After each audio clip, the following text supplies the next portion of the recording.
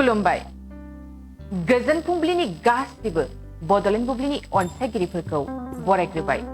दिनै 6 सेप्तेम्बर बुधबारनि फानजामुथिखौ फरायफिननो लादों आं फिलिखां ब्रह्मआ। फानजामुथिनि गिबियाव दं मेष राशि।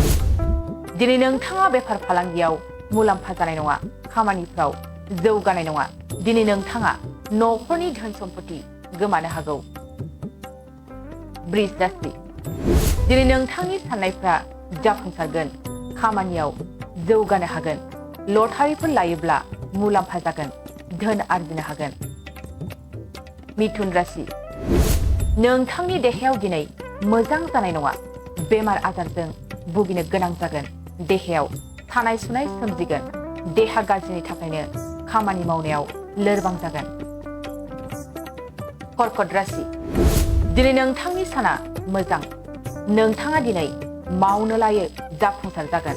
दिनै नोंथाङा रां रुफा धोन सम्पति आरजिनो हागोन। सिंह राशि। नोंथांनि न'खराव दिनै गोजोन सान्थि फैगोन। न'खरनि गोजोन सान्थिखौ नुनानै नोंथांनि गोसोआव रंजाखांनाय फैगोन। दिनै नोंथांनि साना मोजां। कन्या राशि। गोसोआव माखौबा साननानै गिनाय सोमजिगोन। नोंथांनि गोसोआव गोबां साननाय हनायफ्रा सोमजिगोन। साननाय हनायजोंनो खामानि मावनो गोसोआव गिनाय सोमजिगोन। तुला राशि। दिनै नोंथाङा बेमार आजारजों सहायनो गोनां जागोन। बेमार आजारजों नोंथाङा दिनै लोरबां जागोन। दिनै नोंथांनि साना मोजां जानाय नङा।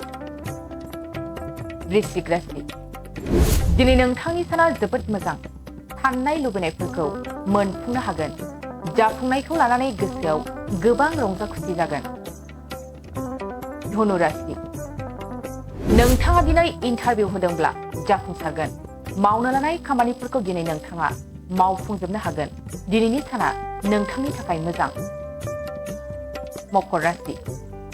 दिनै नोंथांनि साना मोजां जानाय नङा। नोंथांनि मावनो लानाय खामानिया दिनै गासिबो फेलें जागोन। लटारिफोर लायोब्ला लस जागोन। नोंथाङा दिनै गासिबो खामानियाव फेलें जागोन। कुम्भ राशि। सांग्रां जा। नोंथांनि दिनैनि साना मोजां जानाय नङा। नोंथाङा खैफोदाव गोग्लैनो हागौ। दिनै नोंथाङा खामानिफ्राव सांग्रां जानाया मोजां। मीन राशि। दिनै नोंथांनि न'खराव गोजोन खुसि फैगोन। न'खरनि सुबुंफोरनि गेजेराव अनलायनाया बांगोन। दिनै नोंथाङा न'खरनि गोजोन खुसिखौ लानानै गोसोआव रंजानाय फैगोन। दिनै सानसेनि राशि फरायथिनायाव एसेनोसै। आसा खालामो नोंथांनि दिनैनि साना मोजाङै मोजां थांगोन। बेखौ बड'लेण्ड बुब्लि न'खरनिफ्राय मिजिंथिबाय। गोजोन्थों। जोनोम सान आरो गुबुन गुबुन गाब गोनां बुब्लिफोराव खुगा गोदै खालामनो जों लुबैयो केक। नंगौ, जोनोम सान आरो बायदि गाब गोनां बुब्लिफोराव नोंथाङाबो लुबैयो केक। मोनफ्रोमबो बुब्लियाव केकआ बयखौबो मुहिहोयो आरो देहाखौ थाजिम मोनहोयो। बेबायदिनो क'क्राझार सहर डन बस्क' एचएस स्कुल र'डनि वार्ड नं 4 आव दं नोंथांखौ मुहिहोग्रा आरो थाजिम मोनहोग्रा गोथाव केक।